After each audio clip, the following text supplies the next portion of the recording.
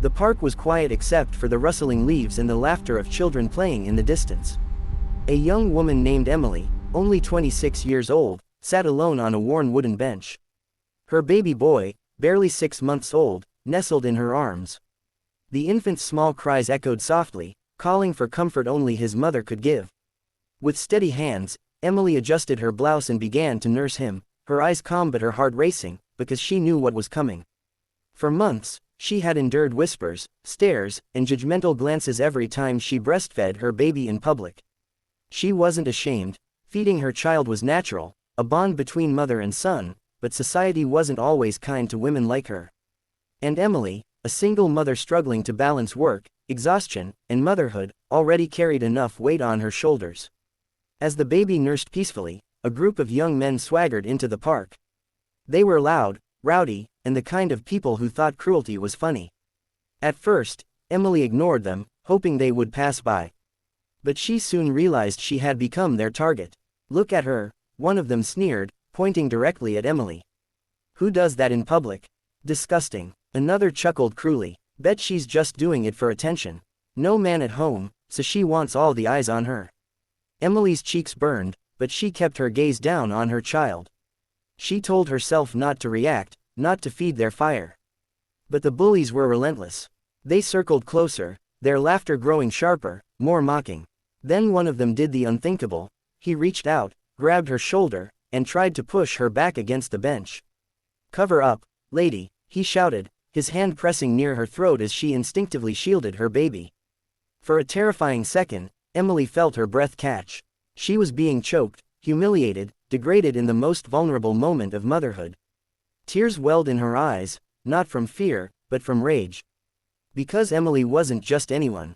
She was the daughter of Marcus Hayes, a retired professional fighter known across the state for his grit, strength, and unbreakable spirit. And though Marcus had passed away 2 years earlier, his lessons still lived inside his daughter. Emily stood up slowly, clutching her baby close.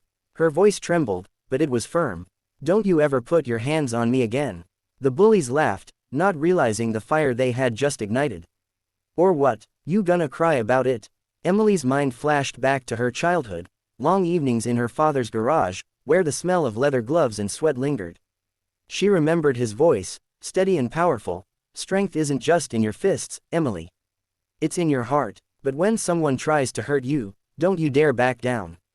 In one fluid motion, Emily shifted her baby to a sling across her chest, something she always carried. With both hands free, she faced the bullies head-on. Her posture changed, her fear melted into focus. The biggest bully stepped forward, smirking. "What's little mama gonna do?" Before he could finish, Emily grabbed his wrist, twisted it behind his back, and shoved him forward. He yelped in pain and stumbled to the ground. The others froze, shocked that the quiet, soft-spoken mother had just taken down their strongest friend. Her eyes burned with intensity as she glared at them. "I don't care what you think of me. I don't care about your laughter, your stares, or your pathetic insults. But you will never, ever put your hands on me or my child again." Silence fell. The bullies, stripped of their arrogance, muttered curses under their breath and backed away. Some even bolted, too ashamed to face her after what had just happened. Emily sank back onto the bench, her baby still safe against her chest. Her body trembled, not from weakness, but from the adrenaline of standing her ground. She whispered to her son, "Don't worry, sweetheart. Mommy's strong. Mommy will always protect you." But the story didn't end there. Word of what happened spread quickly in the community. Some criticized her, saying she should have just walked away. But many more, especially mothers, saw her as a symbol of courage. Emily hadn't just defended herself, she had defended every mother who had ever been shamed for doing something as natural as feeding her child. A week later, a local journalist interviewed her, asking what gave her the strength to stand up in that terrifying moment. Emily smiled softly and said, "My father taught me to fight, but not just with my fists. He taught me to fight with dignity, with love, and with courage. I'm a single mom, yes. But I'm not weak, and no mother should ever feel weak for caring for her child." The video of her words went viral, reaching thousands of women across the world.